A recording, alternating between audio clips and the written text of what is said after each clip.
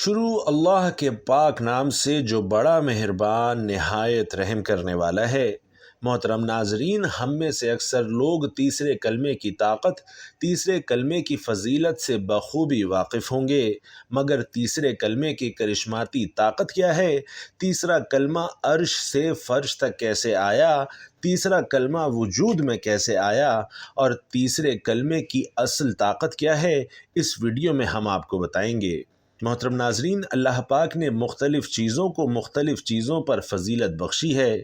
جیسے رات ساری برابر نہیں، رات کا آخری حصہ باقی رات پر فضیلت کے اعتبار سے زیادہ برکت والا ہے، یعنی سحری کے وقت اللہ تعالی خاص طور پر دعائیں سنتا ہے۔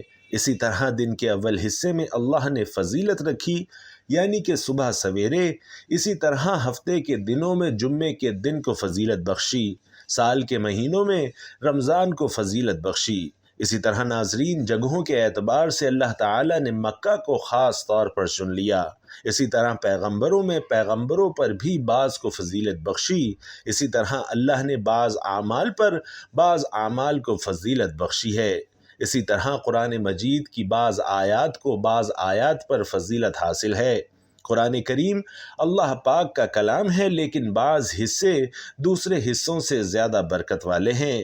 اسی طرح ناظرین، 6 کلموں میں سے تیسرا کلمہ بڑی فضیلت بڑی برکت والا ہے۔ تیسرے کلمے کی فضیلت باقی 6 کلموں سے زیادہ کیوں ہے؟ اس حقیقت کو جاننے کے لیے آپ سے درخواست ہے کہ ویڈیو کو آخر تک ضرور دیکھیے گا۔ آپ کی معلومات میں کچھ ایسا اضافہ ہوگا جس سے شاید آپ ابھی تک ناواقف تھے۔ ناظرین، تیسرا کلمہ تمجید یعنی بزرگی کا ہے۔ محترم ناظرین، پہلے آپ تیسرا کلمہ اور اس کا ترجمہ سن لیجئے، پھر آپ کو اس ویڈیو میں بتائیں گے کہ تیسرا کلمہ وجود میں کیسے آیا، اور پھر عرش سے فرش تک کیسے آیا، اور تیسرے کلمے کی پاور یعنی طاقت، فضیلت، برکت اور عظمت کیا ہے، اور باقی 6 کلموں سے زیادہ کیوں ہیں۔ چلیے ایک بار پہلے تیسرا کلمہ پڑھ لیتے ہیں۔ بسم اللہ الرحمن الرحیم۔ سبحان اللہ والحمد للہ ولا الہ الا اللہ واللہ اکبر ولا حول ولا قوت الا باللہ العلی العظیم۔ اور اس کا ترجمہ ہے کہ اللہ پاک ہے اور سب تعریفیں اللہ ہی کے لیے ہیں، اور اللہ کے سوا کوئی معبود نہیں، اور اللہ سب سے بڑا ہے۔ گناہوں سے بچنے کی طاقت اور نیکی کرنے کی توفیق اللہ ہی کی طرف سے ہے، جو سب سے بلند عظمت والا ہے۔ سبحان اللہ۔ محترم ناظرین، بزرگان دین فرماتے ہیں کہ ذہنی، نفسیاتی اور معاشرتی مسائل کے شکار ہر انسان کو اللہ تعالی کے قریب لاؤ، توبہ اور استغفار کی طرف راغب کرو۔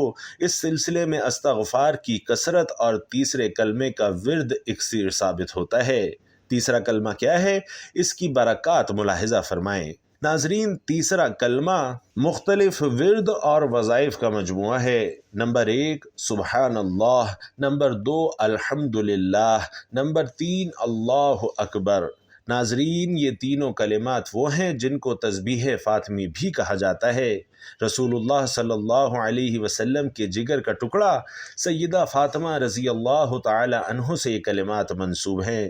پھر رسول اللہ صلی اللہ علیہ وسلم نے جب یہ وظیفہ حضرت فاطمہ رضی اللہ تعالی عنہا کو عطا فرمایا تو اس وقت یہ کرم بھی فرمایا کہ اس کے بدلے میں اللہ تعالی 100 غلاموں کو آزاد کرنے کا ثواب عطا فرمائے گا۔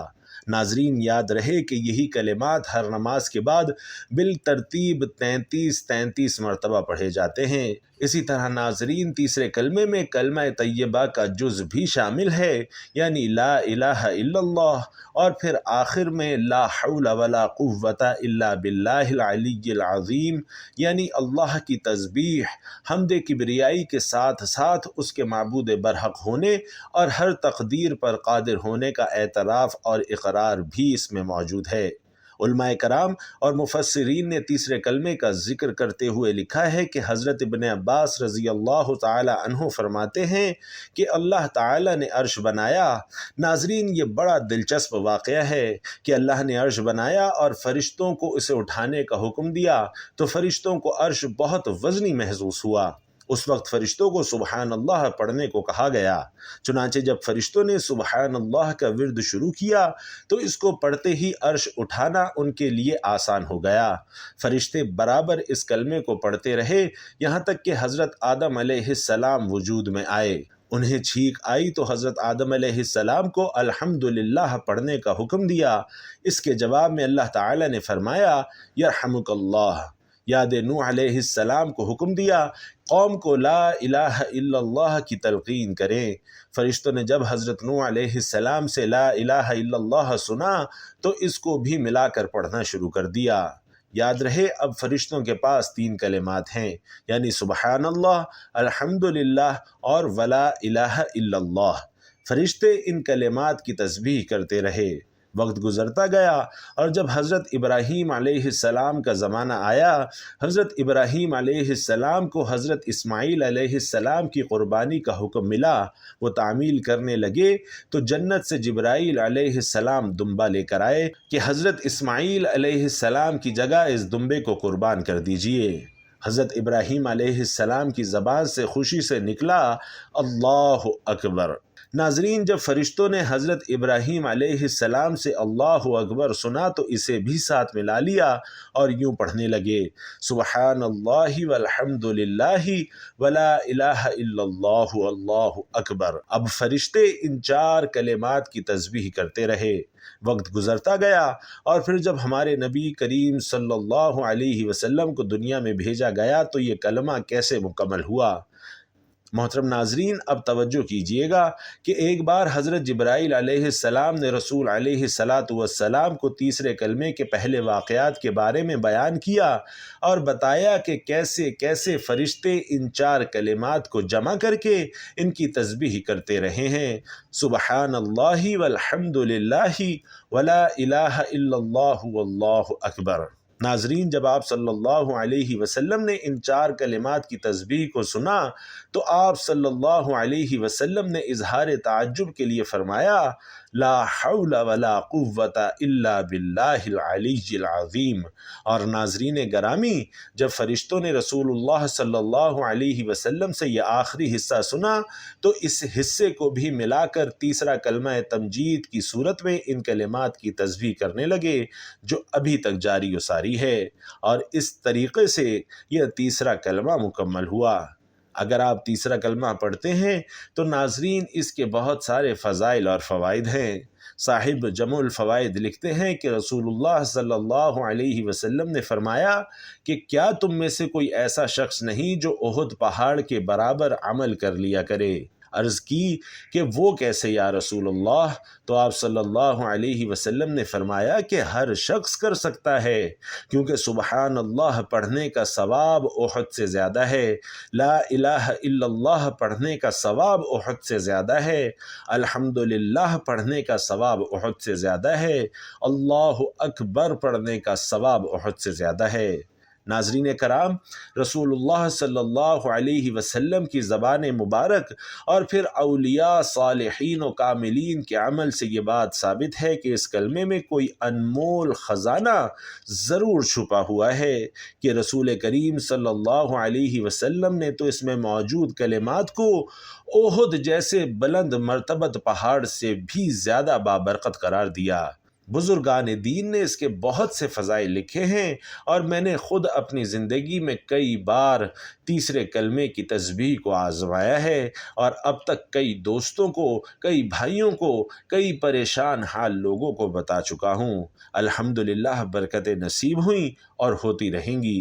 محترم ناظرین، آپ بھی ذہنی سکون، گھریلو پریشانیاں، میاں بیوی کے اختلافات، رزق میں تنگی، کاموں میں رکاوٹ، مقدمات میں پریشانی، عبادات میں دل لگانے کے لیے، روحانی ترقی پانے کے لیے، جادو، شیطانی اثرات اور جنات سے نجات پانے کے لیے، الغرض ایک مسلمان، ایک انسان کے ہر روحانی مسئلے کے حل کے لیے تیسرا کلمہ ایک عظیم نعمت ہے۔ آپ نیت بنا کر تیسرے کلمے کی یقین کامل کے ساتھ تسبیح کیا کریں۔ آپ کو خود ہی تیسرا کلمہ تمجید کی اہمیت، برکت اور عظمت اور فضائل و فوائد نظر آنا شروع ہو جائیں گے۔ ناظرین گرامی، ایک چھوٹا سا وظیفہ پیش خدمت ہے۔ اگر کوئی مشکل کام درپیش ہو یا سختی کا وقت ہو یا کوئی مہم درپیش ہو یا حاسدین سے حفاظت کی ضرورت ہو تو بعد نماز عشاء 111 بار تیسرا کلمہ یا حی یا قیوم برحمتک استغیث کے ساتھ ملا کر پڑھیں، یعنی کہ اس طرح سبحان اللہ والحمد للہ ولا الہ الا اللہ واللہ اکبر ولا حول ولا قوت الا باللہ العلی العظیم، اور ساتھ میں ملائیے یا حی یا قیوم برحمتک استغیث، تو انشاءاللہ رحمت کا نزول ہوگا۔ اللہ پاک ہم سب کو دین کو سمجھنے اور اس پر عمل کرنے کی توفیق عطا فرمائے۔ ناظرین، اللہ کے ہر کام میں ضرور کوئی نہ کوئی مصلحت ہوتی ہے۔ محترم ناظرین، بحیثیت مسلمان ہمیں اپنی زندگی کے ہر لمحے کو قیمتی بنانے کے لیے اللہ پاک نے اور رسول علیہ السلام نے ہمیں زندگی کے ہر پہلو کو اسلام کے مطابق گزارنے کی تلقین فرمائی، تاکہ ہماری دنیا اور آخرت سنور جائے اور ہم جنتی بن جائیں۔ اللہ پاک سے دعا ہے کہ وہ مجھے اور آپ کو اسلام کے مطابق اپنے پیارے حبیب صلی اللہ علیہ وسلم کے احکامات کے مطابق زندگی گزارنے کی توفیق عطا فرمائے، آمین یا رب العالمین۔ ناظرین، اگر ویڈیو اچھی لگی ہو تو اسے ثواب کی نیت سے دوسروں کے ساتھ ضرور شیئر کیجیے گا اور کمنٹ باکس میں سبحان اللہ ضرور لکھ دیجیے گا۔ اللہ پاک اب سب کا حامی و ناصر ہو۔ السلام علیکم ورحمۃ اللہ۔